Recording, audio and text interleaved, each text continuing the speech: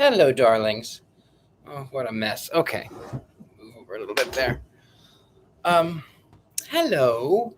You know what I have to do? I have to go on from here and send you over to the Facebook. So I have to see that I'm live. Hold on just a second. I am live, and let me see.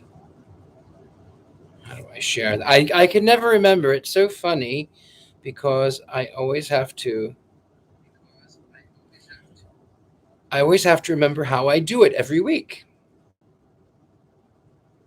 Oh, there it is. Share to Facebook. Copy.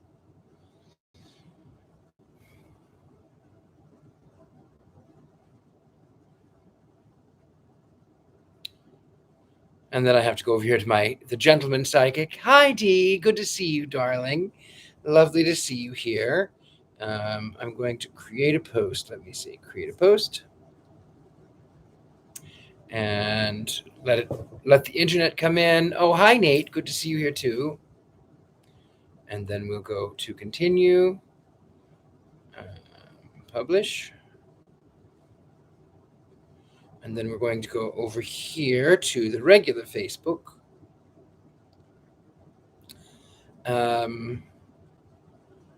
Join me live for story time. There we go. Hi, Malika. Good to see you, dear. Raven. I'm so glad you did. Welcome to here. Okay, so I'm going to keep this one up so that in case there is a problem with the live stream, I can be reached. Okay, now, so many wonderful things that are happening. I can't really talk too much about it, but welcome to the Gentleman Psychic. Make certain to hit the like and subscribe button if you are enjoying this. This story time. This is a wonderful book from the 1890s. I can't remember. I think it's 1896 from Marie Corelli. Hi, Mary Jane. Hello. Good to see you. Anyway, so we left off where our hero, Geoffrey, and our sort of anti-hero, Prince Ramirez, had gone over to the property Willismere, the estate that Geoffrey has procured. And along the way, he has encountered, who would you imagine? He encountered his rival, and she knew that he was the one. Oh, sorry. A friend of mine is asking me a question that I have to answer. Sorry, darlings. Okay, so anyway, he met with his nemesis, and he found that she's actually quite charming and she's beautiful, and now she knows that he is engaged to marry the former young lady who lived there. Okay, anyway, without further ado, we shall continue the sorrows of Satan, chapter 20.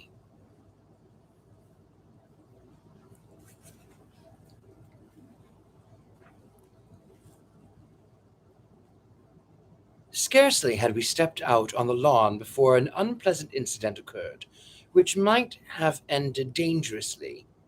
At his mistress's approach, the big St. Bernard dog rose from the sunny corner where he had been peacefully dozing and prepared to greet her, but as soon as he perceived us, he stopped short with an ominous growl. Before Miss Clare could utter a warning word, he made a couple of huge bounds and sprang savagely at Lucio, as though to tear him in pieces. Lucio, with admirable presence of mind, caught him firmly by the throat and forced him backwards. Mavis turned deathly pale. "Let me hold him. He will obey me," she cried, placing her little hand on the great dog's neck. "Down, Emperor, down. How dare you? Down, sir! In a moment, Emperor dropped to the ground and crouched abjectly at her feet, breathing heavily and trembling in every limb. She held him by the collar and looked up at Lucio, who was perfectly composed, though his eyes flashed dangerously. "I'm so very sorry," she murmured. "I forgot you told me dogs do not like you. But what a singularly marked antipathy, is it not? I cannot understand it.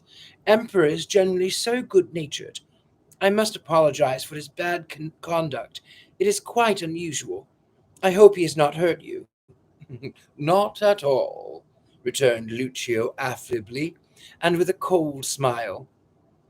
"I hope I have not hurt him, or distressed you." She made no reply, but led the Saint Bernard away and was absent for a few minutes. While she was gone, Lucio's brow clouded and his face grew very stern. "What do you think of her?" he asked me abruptly. "I hardly know what to think," I answered abstractedly. "She is very different to what I imagined. Her dogs are rather unpleasant company." "They are honest animals," he said morosely. "They are no doubt accustomed to candor in their mistress, and therefore object to personified lies." "Speak for yourself," I said irritably. "They object to you, chiefly." "And I am not fully aware of that," he retorted. "And do I not speak for myself? You do not suppose I would call you a personified lie, do you? Even if it were true, I would not be so uncivil. But I am living a lie, and knowing it, I admit it, which gives me a certain claim to honesty above the ordinary run of men. This woman, wearer of laurels, is personified truth. Imagine it. She has no occasion to pretend to be anything else than she is. No wonder she is famous."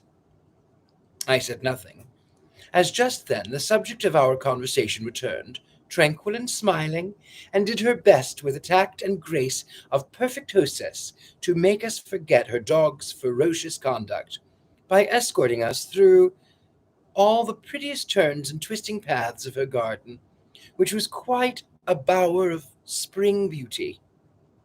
She talked to us both with equal ease, brightness, and cleverness, though I observed that she studied Lucio with close interest and watched his looks and movements with more curiosity than liking. Passing under an arching grove of budding syringas, we presently came to an open courtyard paved with blue and white tiles, having in its center a picturesque dovecote built in the form of a Chinese pagoda. Here, pausing, Mavis clapped her hands. A cloud of doves, white, grey, and brown, and opalescent, answered the summons, circling round her head and flying down in excited groups at her feet. "Here are my reviewers," she said, laughing. "Are they not pretty creatures? The ones I know the best are named after their respective journals. There are plenty of anonymous ones, of course, who flock in with the rest. Here, for instance, is the Saturday Review," and she picked up a strutting bird with a coral-tinted feet, who seemed to rather like the attention shown to him. He fights with all his companions and drives them away from the food whenever he can. He is such a quarrelsome creature. Here she stroked the bird's head. "You never know how to please him. He takes offense at the corn sometimes, and will only eat peas, or vice versa. He quite deserves his name. Go away, old boy." And she flung the pigeon in the air and watched it soaring up and down. "He's such an old comical grumbler. There's the speaker," and she pointed to a fat, fussy fantail. "He struts very well, and fancies he's important, you know, but he isn't. Over there is Public Opinion. That one, half asleep on the wall next to him, is the Spectator. You see, he has two rings around his eyes like spectacles. That brown creature with fluffy wings, all by himself in that flower pot, is the 19th Century. The little bird with the green neck is the Westminster Gazette. And the fat one sitting on the platform on the coat is the Pall Mall. He knows his name very well, see. She called merrily, Pall Mall, come, boy, come here. The bird obeyed at once, and flying down from the coat, settled on her shoulder. There are so many others, it is difficult to distinguish them sometimes, she continued. Whenever I get a bad review, I name a pigeon. It amuses me. That draggle-tailed one with the muddy feet is the sketch. He's not at all well a bred bird. I must tell you, that smart-looking dove with the purple breast is the graphic, and that bland old grey thing is the ILN, short for Illustrated London News. Those three white ones are respectively Daily Telegraph, Morning Post, and the Standard. Now see them all? And taking a covered basket from the corner, she began to scatter corn and peas and various grains in lavish quantities all over the court. For a moment, we could scarcely see the sky, so thickly the birds flocked together, struggling, fighting, swooping downwards, and soaring upwards. But the winged confusion soon gave place to something like order, when they were all on the ground and busy selecting their respective favorite foods from the different sorts provided for their choice. You are indeed a sweet-natured philosopher, said Lucio, smiling. If you can symbolize your adverse reviewers by a flock of doves. She laughed merrily. Well, it is a remedy against all irritation, she returned. I used to worry a good deal over my work and wonder why it was that the press people were so unnecessarily hard upon me. And they showed me so much leniency and encouragement to far worse writers. But after a little serious consideration, finding that critical opinion carried no sort of conviction whatever to the public, I determined to trouble no more about it, except in ways of the doves. In ways of the doves, you feed your reviewers, I observed. Exactly. And I suppose I help to feed them even as women and men, she said. They get something from their editors for slashing my work, and they probably make a little more out of selling their review copies. So, you see, the dove emblem holds good throughout. But you have not seen the antitheum. Oh, you must see him. With laughter still lurking in her blue eyes, she took us out of the pigeon court and led the way round the sequestered and shady corner of the garden, where, in a large aviary cage fitted up for its special convenience, sat a solemn white owl. The instant it perceived us, it became angry, and, ruffling up its downy feathers, rolled its glistening yellow eyes vindictively and opened its beak. Two smaller owls sat in the background, pressed close together, one grey and the other brown.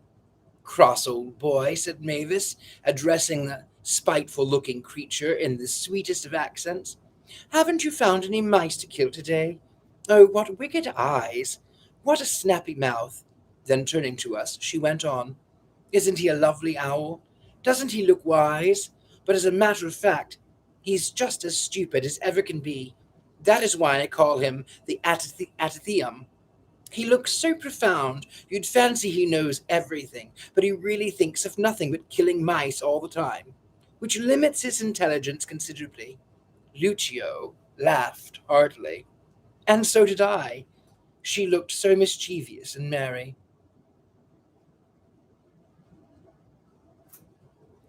But there are two other owls in the cage, I said. What are their names? She held up a little finger in playful warning.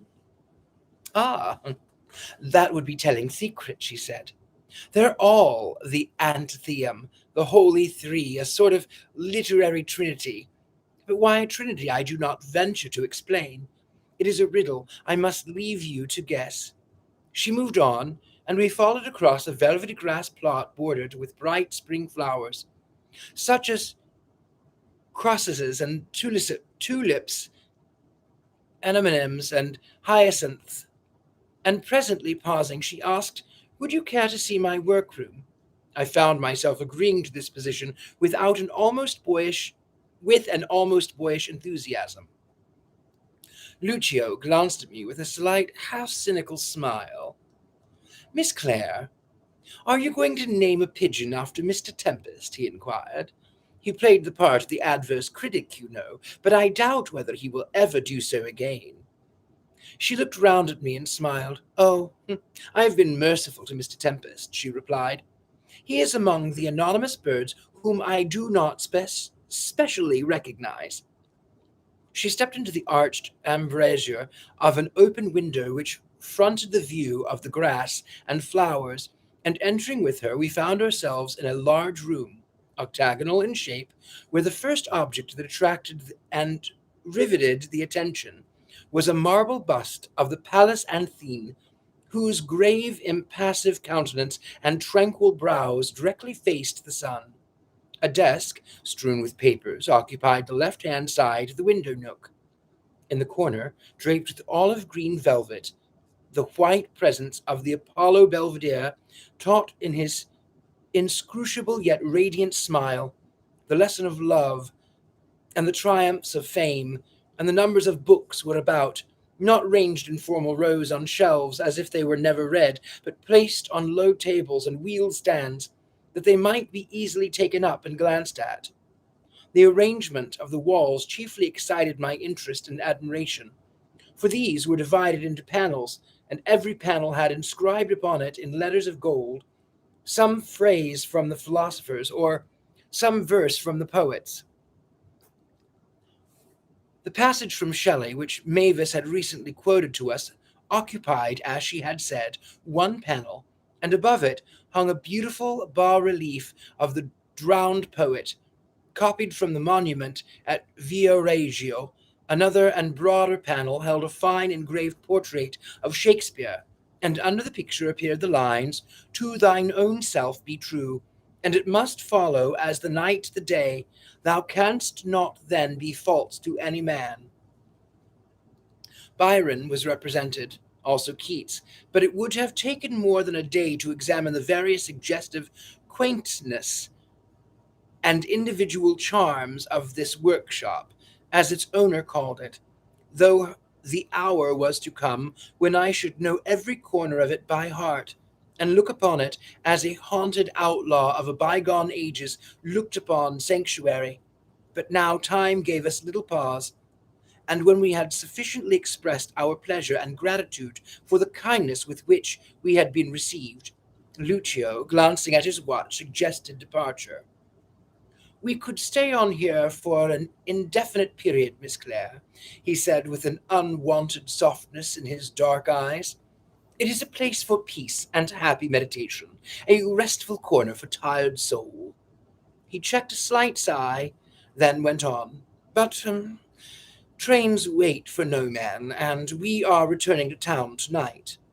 "Then I will not detain you any longer," said our young hostess, leading the way at once by a side door, through a passage filled with flowering plants, into the drawing room where she had first entertained us.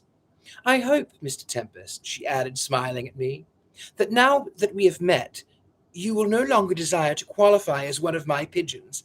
It is scarcely worth while." "Miss Clare," I said, now speaking with unaffected sincerity, "I assure you on my honor, I am very sorry I wrote that article against you. If I had only known you as you are— Oh, that should make no difference to a critic," she answered merrily. "It would have made a great difference to me," I declared. "You are so unlike the objectionable literary woman I paused, and she regarded me smilingly with her bright, clear, candid eyes. Then I added, "I must tell you that Lady Sybil Elton, is one of your most ardent admirers." "I am very pleased to hear that," she said simply. "I am always glad when I succeed in winning somebody's approval and liking." "Does not everyone approve and admire you?" asked Lucio. "Oh, no, by no means. The Saturday says I only win the applause of shop girls," and she laughed, poor old Saturday. "The writers on its staff are so jealous of any successful author. I told the Prince of Wales what it said the other day, and he was very much amused." "You know the Prince?" I asked in a little surprise. "Well, it would be more correct to say that he knows me," she replied. He has been very good in taking some little interest in my books. He knows a good deal about literature, too, much more than people give him credit for. He has been here more than once, and has seen me feed my reviewers, the pigeons, you know. He rather enjoyed the fun, I think. And this was all the result of the slating the press gave to Mavis Clare, simply that she named her doves after her critics and fed them in the presence of whatever royal or distinguished visitors she might have, and I afterwards learned she had many, amid no doubt much laughter from those who saw the spectator pigeon fighting for grains of corn, or the Saturday Review pigeon quarreling over peas. Evidently, no reviewer, spiteful or otherwise, could affect the vivacious nature of such a mischievous elf as she was.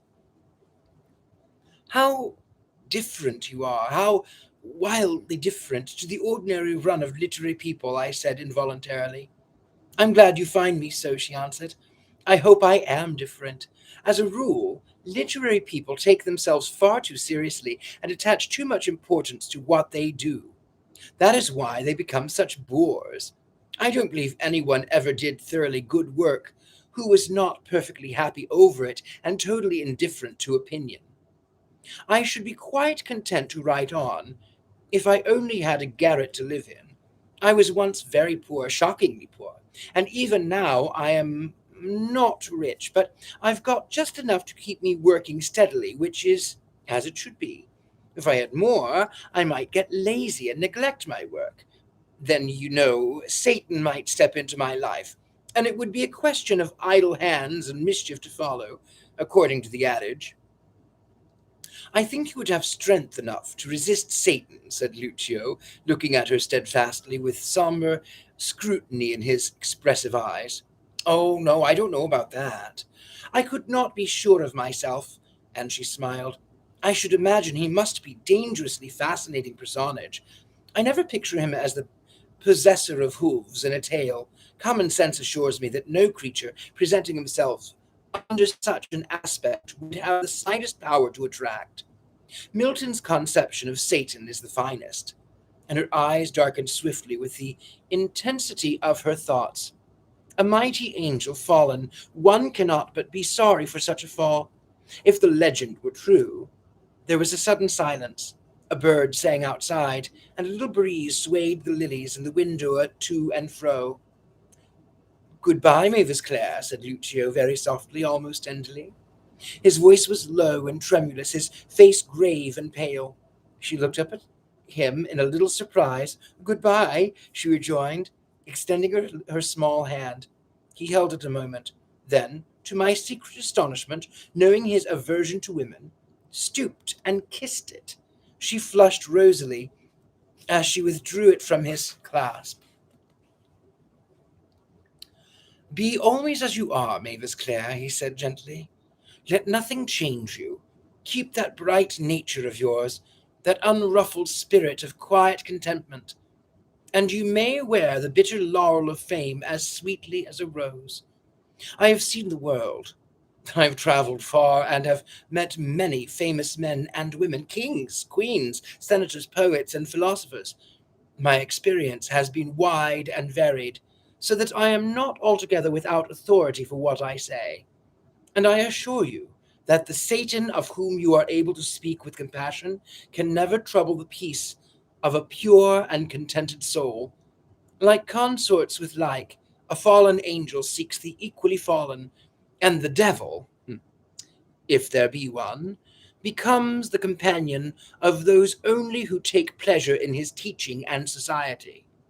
Legends say he is afraid of a crucifix, but if he is afraid of anything, I should say it must be of that sweet content concerning which your country's Shakespeare sings, and which is better defense against evil than the church or the prayers of the clergy.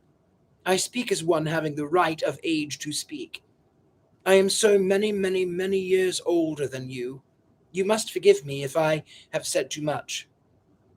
She was quite silent, evidently moved and surprised at his words, and she gazed at him with a vaguely wondering, half-awed expression, an expression which changed directly I myself advanced to make my adieu.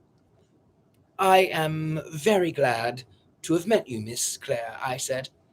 I hope we shall be friends. There's no reason why we should be enemies, I think, she responded frankly. I'm very pleased you came today. If ever you want to slate me again, you know your fate. You become a dove, nothing more. Goodbye. She saluted us prettily as we passed out, and when the gate had closed behind us, we heard the deep and joyous baying of the great dog, Emperor, evidently released from durance vile, immediately on our departure. We walked on for some time in silence, and it was not till we had re-entered the grounds of Willusmere and were making our way to the drive where the carriage which was to take us to the station already awaited us, that Lucio said, "Well, now what do you think of her?" "She is as unlike the accepted ideal of female novelist as she can well be," I answered with a laugh. "Accepted ideals are generally mistaken ones," he observed, watching me narrowly. "An accepted ideal of divinity in some church pictures is an old man's face set in a triangle, with the accepted ideal of the devil is a nondescript creature with horns, hooves, one of them cloven, and a tail, as Miss Clare just now remarked. The accepted ideal of beauty is the Venus de Medici, whereas your Lady Sybil entirely transcends that much overrated statue. The accepted ideal The accepted ideal for a poet is Apollo. He was a god, and no poet in the flesh ever approaches the godlike. And the accepted ideal of the female novelist is an elderly, dowdy, spectacled, frowsy fright. Mavis Clare does not fulfill this description, yet she is the author of Differences.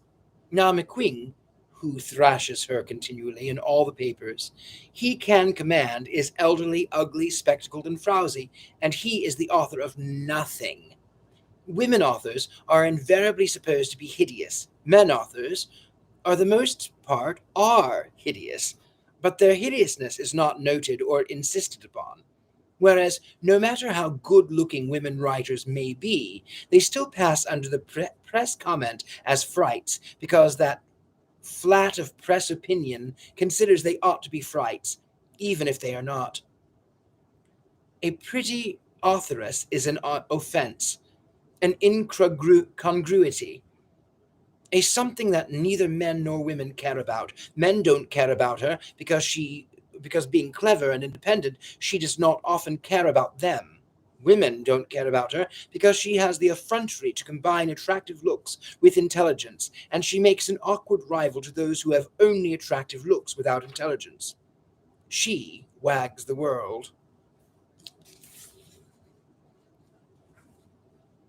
O wild world, circling through acorns untold, my mid-fires of sunrise and sunset, through flashes of silver and gold, grain of dust in a storm, a tom of sand by the sea. What is your worth, O world, to the angels of God and me? He sang this quite suddenly. Pardon me for a second. Um, he sang this quite suddenly, his rich baritone pealing out musically on the warm, silent air. I listened, entranced. "What a voice you have!" I exclaimed. "What a glorious gift!" He smiled and sang on, his dark eyes flashing. "O wild world, mote in burning way, flung from the spherical heavens millions of spaces away, sink in the ether or soar, live with the planets or die. What should I care of your fate? Who am I, one with the infinite sky?" "What a strange song is that?" I asked, startled and thrilled by a passion of his voice. "It seems to mean nothing." He laughed and took my arm. "Hmm, it does mean nothing," he said. "All drawing-room songs mean nothing. Mine is a drawing-room song, calculated to awaken emotional impulses in the unloved spinster religiously inclined." "Nonsense," I said, smiling. "Exactly. That is why I say it is nonsense." Here we came up to the carriage which waited for us. Just 20 minutes to catch the train, Geoffrey. Off we go. And off we did go, I watching the red-gabled roofs of the Willesmere Court shining in the late sunshine till a turn in the road hid them from view. "You like your purchase?" queried Prince Lucio. "I do immensely. And your rival, Miss Clare, do you like her?"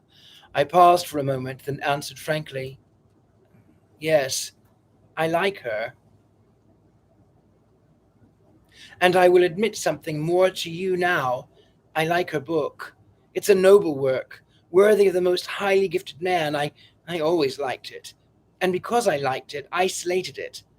A rather mysterious course of procedure, and he smiled. Can you not explain?" "Of course I can explain," I said. "Explanation is easy. I envied her power. I envy it still. Her popularity caused me a smarting sense of injury, and to relieve it, I wrote that article against her. But I shall never do anything of the kind again. I shall let her grow her laurels in peace." "Laurels have a habit of growing without any permission," observed Lucio significantly. "In all sorts of unexpected places, too. And they can never be properly cultivated in the forcing house of criticism." "I know that," I said quickly, my thoughts reverting to my own book and all the favourable criticisms that had been heaped upon it. "I have learned that lesson thoroughly by heart." He looked at me fixedly. "It is only one of many you may have yet to learn," he said. "It is a lesson in fame. Your next course of instruction will be in love." He smiled, but I was conscious of a certain dread and discomfort as he spoke. I thought of Sybil and her incomparable beauty. Sybil, who had told me she could not love. Had we both to learn a lesson? And should we master it? Or would it master us? Chapter 21. The preparations for my marriage now went on apace. Shoals of presents began to arrive for Sybil as well as for myself, and I was introduced to an hitherto undemonstrated phase, as far as I personally was concerned, of the vulgarity and hypocrisy of fashionable society. Everyone knew the extent of my wealth and how little real necessity there was for offering me or my bride elect costly gifts.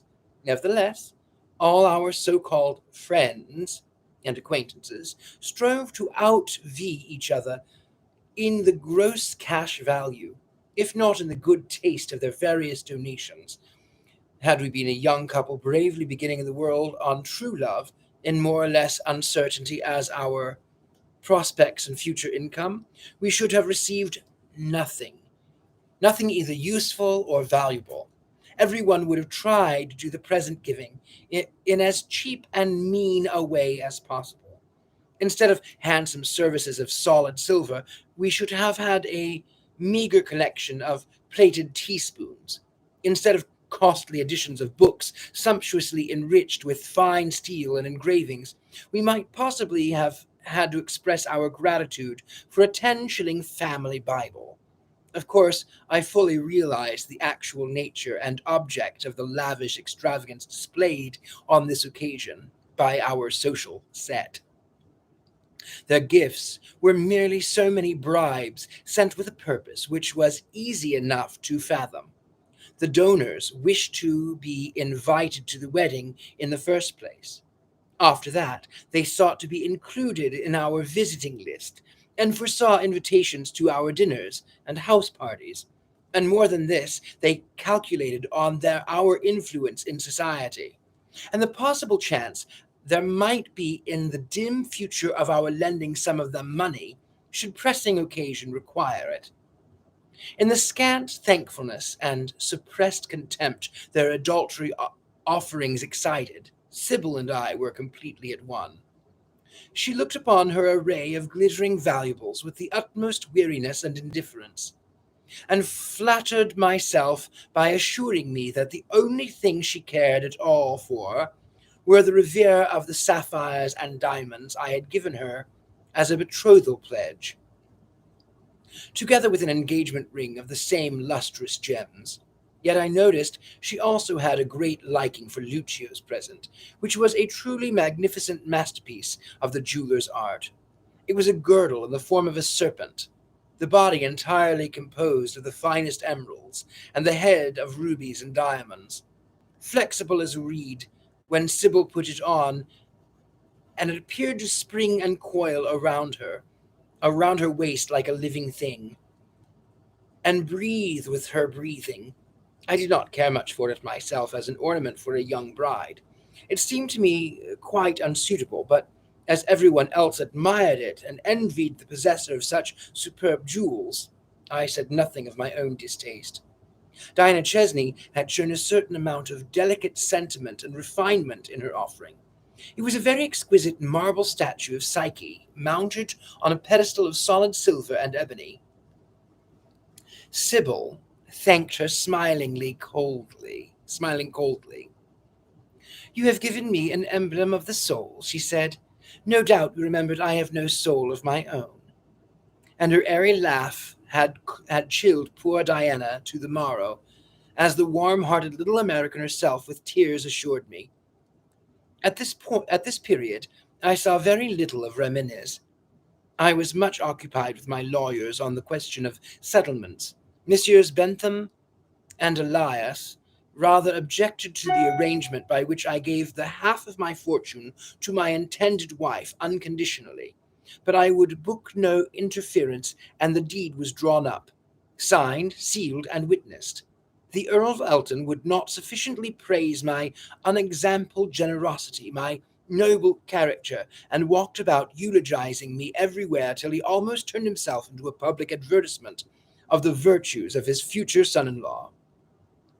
He seemed to have taken a new lease of life. He flirted with Diana Chesney openly, and of his paralyzed spouse with a fixed stare and deathly grin he never spoke, and I imagine never thought. Sybil herself was always in the hands of dressmakers and milliners, and we only saw each other every day for a few minutes' hurried chat. On these occasions she was always charming, even affectionate, and yet, though I was full of passionate admiration and love for her, I felt that she was mine merely as a slave might be mine, that she gave me her lips to kiss as if she considered I had a right to kiss them because I had bought them, and for no other reason, that her pretty caresses were studied, and her whole behavior the result of careful forethought and not natural impulsiveness. I tried to shake off the impression, but it still remained persistently and clouded the sweetness of my brief courtship. Meanwhile, slowly and almost imperceptibly, my boomed book dropped out of notice. Morgeson presented a heavy bill of publishing costs, which I paid without murmur. Now and then an allusion to my literary triumphs cropped up in one or other of the newspapers, but otherwise no one spoke of my famous work, and few read it. I enjoyed the same sort of cliquery, reputation, and public failure attending Pater's novels entitled Marius the Epicurean. The journalists with whom I had come in contact began to drift away like flotsam and jetsam. I think they saw I was not likely to give many more reviewing dinners or suppers, and that my marriage with the Earl of Elton's daughter would lift me into an atmosphere where Grub Street could not breathe comfortably or stretch its legs at ease. The heap of gold on which I sat on a throne divided me gradually from even the back courts and lower passages leading to the Temple of Fame, and almost unconsciously to myself I retreated step by step, shading my eyes as if it were from the sun, and seeing the glittering turrets in the distance with a woman's slight figure entering the lofty portico, turning back her laurelled head to smile sorrowfully with the divinest pity upon me, ere passing in to salute the gods. Yet, if I asked about it, every one in the press would have said that I had great success. I only, I, realized the bitterness and truth of my utter failure. I had not touched the heart of the public. I had not succeeded in so waking my readers out of the torpor of their dull and commonplace everyday lives, that they should turn towards me with outstretched hands, exclaiming, "More, more of these thoughts which comfort and inspire us, which make us hear God's voice proclaiming all's well above the storms of life." I had not done it. I could not do it. And the worst part of my feelings on this point was the idea that possibly I might have done it. I would have remained poor. The strongest and healthiest pulse in the composition of man, the necessity of hard work, had been killed in me. I knew I need not work, that the society in which I now moved thought it ridiculous if I did work, that I was expected to spend money and enjoy myself in the idiotic fashion of what the upper ten term enjoyment. My acquaintances were not slow in suggesting plans for dis- dis- dissipation of my surplus cash. Why did I not build for myself a marble palace on the Riviera, or a yacht to completely outshine the Prince of Wales' Britannia? Why did I not start a theatre or found a newspaper? Not one of my social advisers once proposed my doing any private personal good with my fortune. When some terrible case of distress was published, and subscriptions were raised to relieve the object or objects of suffering, I invariably gave 10 guineas and allowed myself to be thanked for my generous assistance. I might as well have given 10 pence, for the guineas were no more to me than a comparison than the pence when the funds were started to erect a statue to some great man who had, in the usual way of the world, been a victim of misrepresentation till his death. I produced 10 guineas again, when I could easily have defrayed the whole cost of the memorial with honour to myself, and been none the poorer. With all my wealth, I did nothing noteworthy. I showered no unexpected luck in the way of the patient, struggling workers, in the hands of schools of literature and art. I gave no lagresse among the poor. And when a thin, eager eyed curate with a strong, earnest face called upon me one day to represent with much nervous difference the hideous sufferings of some of the sick and starving in the district town by the docks, and suggested that I might possibly care to alleviate a few of these direful sorrows as a satisfaction to myself as well as for the sake of the human brotherhood, I am ashamed to say I let him go with a sovereign, for which he heaped coals of fire on my head by a simple "God bless you" and "Thank you." I could see he was himself in the grip of poverty. I could have made him and his poor district gloriously happy by a few strokes of a pen on a cheque, for an amount I should never have missed, and yet I gave him nothing but that one piece of gold, and so allowed him to depart. He invited me, with earnest good will, to go and see his starving flock, for, believe me, Mr. Tempest, he said, I should be sorry if you thought, as some of the wealthy are unhappily apt to do so, that I seek money simply to apply to my own personal uses. If you would visit the district yourself, and distribute whatever you pleased with your own hand, it would be infinitely more gratifying to me, and would have a far better effect on the minds of the people. For, sir, the poor will not always be patient under the cruel burdens they have to bear. I smiled indulgently, and assured him, not without a touch of satire in my tone, that I was convinced all clergymen were honest and unselfish. And then I sent my servant to bow him out with possible politeness. And that very day, I remember, I drank at my luncheon Chateau at 25 shillings a bottle. I enter into these apparently trifling details because they all help to make up the sum and substance of the deadly consequences to follow, and also because I wish to emphasize the fact that in my actions I only imitated the example of my compeers. Every rich man today follows the same course as I did, and active personal good to the community is wrought by none of them. No great deed of generosity illumines our annals. Royalty itself leads no fashion in this. The royal gifts of game, cast off clothing, sent to our hospitals are too slight and conventional to carry weight. The entertainments for the poor, got up some of the aristocrats at the East End, are nothing and less than nothing. They are weak sops to our tame lion cochon, offered in doubtful fear and trembling, for our lion is wakeful and somewhat restive. There is no knowing what may happen if the original ferocity of the beast is aroused. A few of our over-rich men might considerably ease the load of cruel poverty in many quarters of the metropolis if they united themselves with a noble unselfishness in the strong and determined effort to do so, and eschewed red tapeism and wordy argument, but they remain inert, spending solely on their own personal gratification and amusement. And meanwhile, there are dark signs of trouble brooding. The poor, as the lean and anxious curate said, will not always be patient. I must not forget to mention that, according to the suggestion Jimenez had made to me on the second day of our acquaintance, he had entered a horse for me to run the Derby.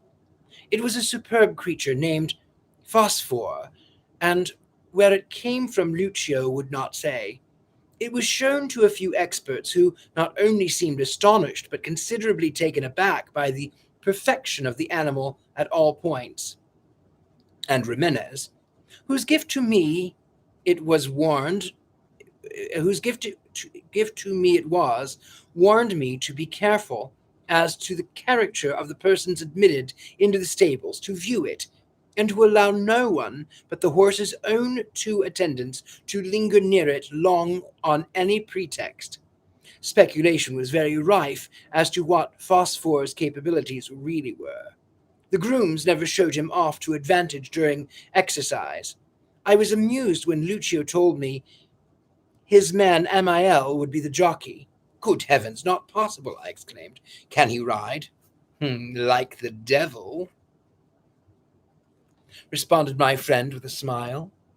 He will ride Phosphor to the winning post. I was very doubtful in my own mind of this. A horse the Prime Minister's was to run, and all the betting was on that side. Few had seen Phosphor, and those few, though keen admirers of the animal's appearance, had little opportunity of judging its actual qualities, thanks to the careful management of its two attendants, who were dark-faced, reticent-looking men, somewhat after Amiel's character and complexion. I myself was quite indifferent to the result of the contest.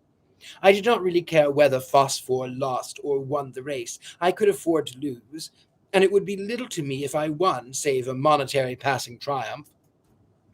There was nothing lasting, intellectual, or honorable in the victory. There is nothing lasting, intellectual, or honorable in anything connected with racing.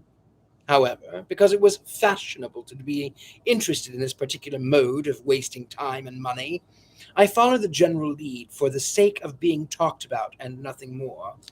Meanwhile, Lucio, saying little to me concerning it, was busy planning the betrothal fete at Willowsmere, and designing all sorts of surprise entertainments for the guests.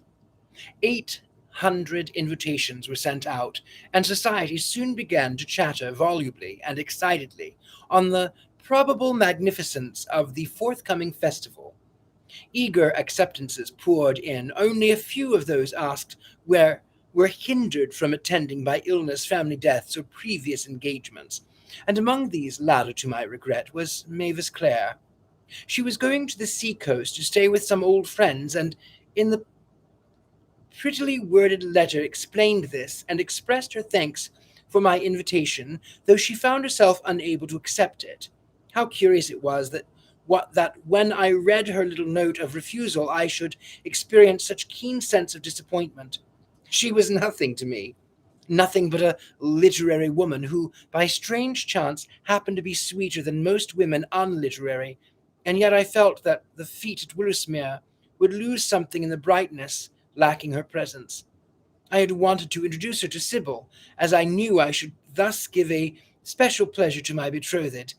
However, it was not to be, and I was conscious of an inexplicable personal vexation.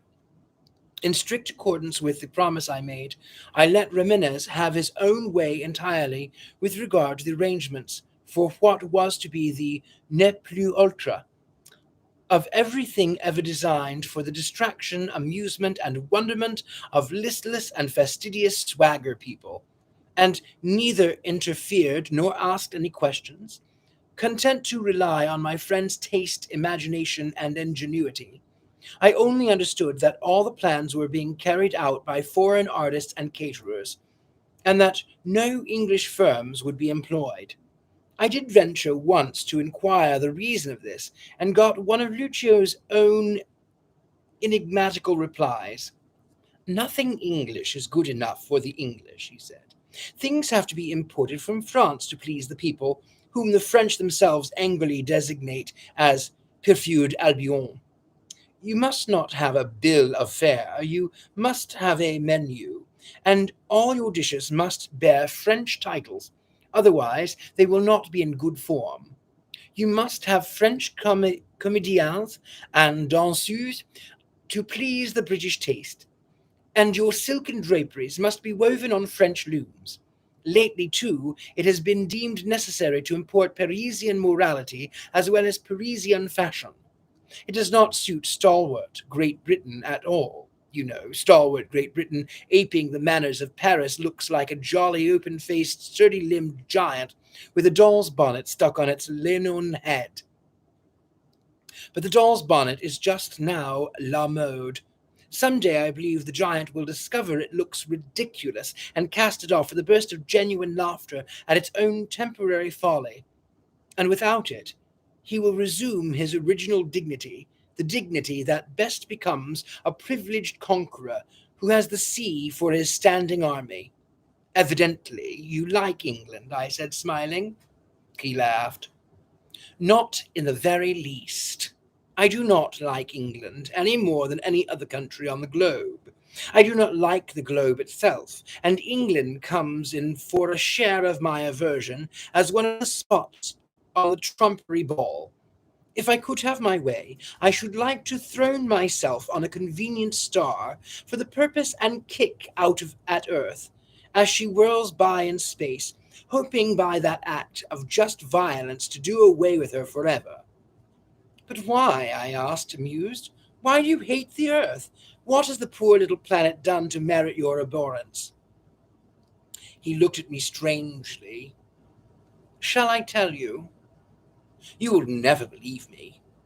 No matter for that, I answered, smiling. Say on. What has the poor little planet done? He repeated slowly.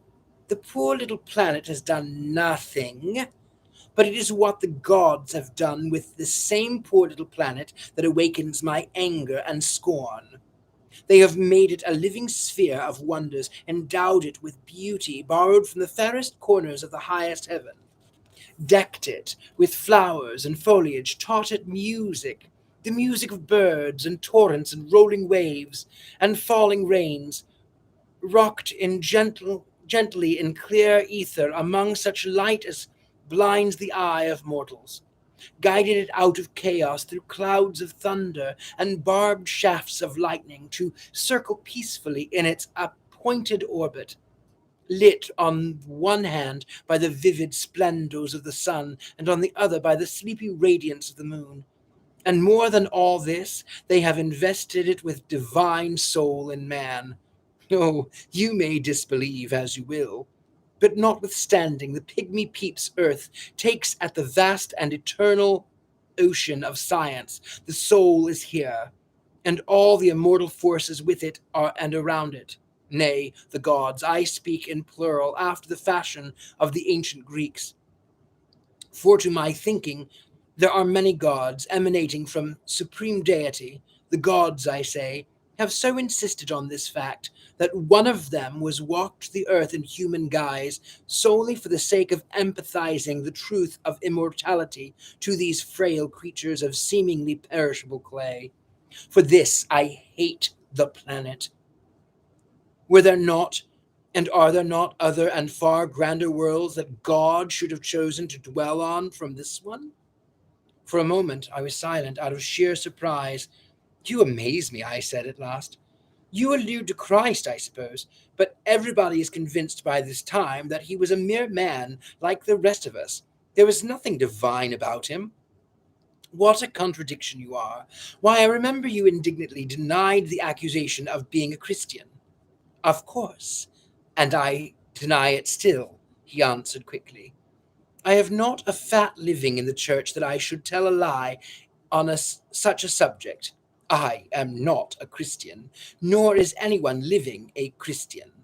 To quote the very old saying, there never was a Christian save one, and he was crucified. But though I am not a Christian, I never said I doubted the existence of Christ. That knowledge was forced upon me with considerable pressure, too. By a reliable authority? I inquired with a slight sneer. He made no immediate reply. His flashing eyes looked, as it were, through me and beyond me at something far away.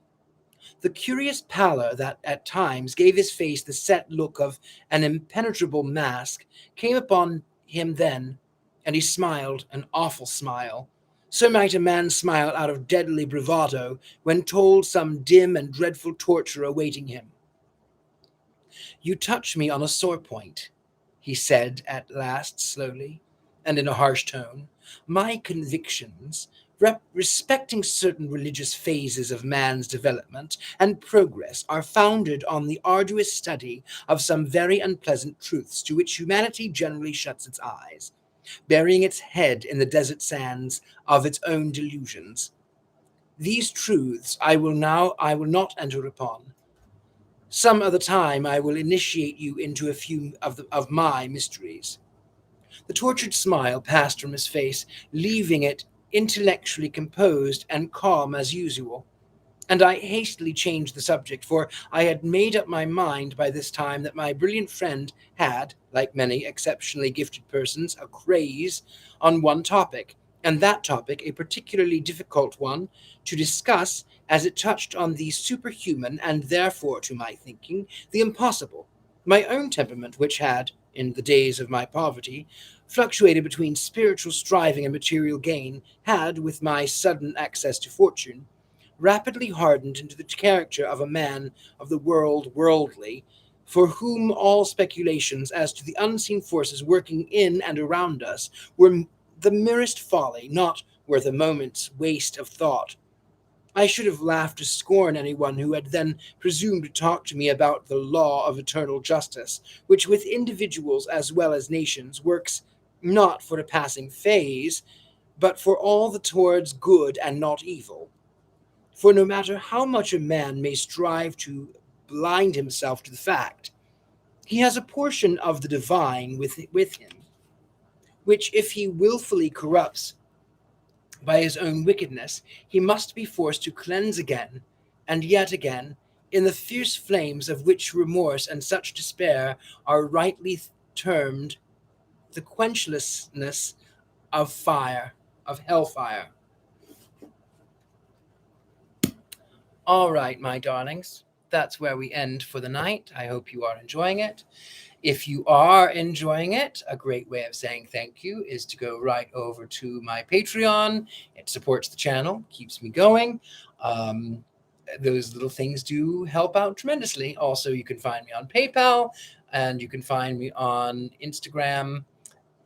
And with that, my lovelies, if you would like to book an appointment for a psychic reading, a tarot reading, please feel free to find me on thegentlemanpsychic.com. Send me a message. I promise I will get back to you as soon as I can. Thank you, everyone, for joining me tonight. It has been really lovely to see each and every one of you. I see we have had quite a few comments, which is lovely. Next week, we will continue. Hopefully, we're about halfway through. Hopefully, the other book arrives. Anyway, with that, I bid you good evening, good morning, good night, at any time you may be watching this. Love to all.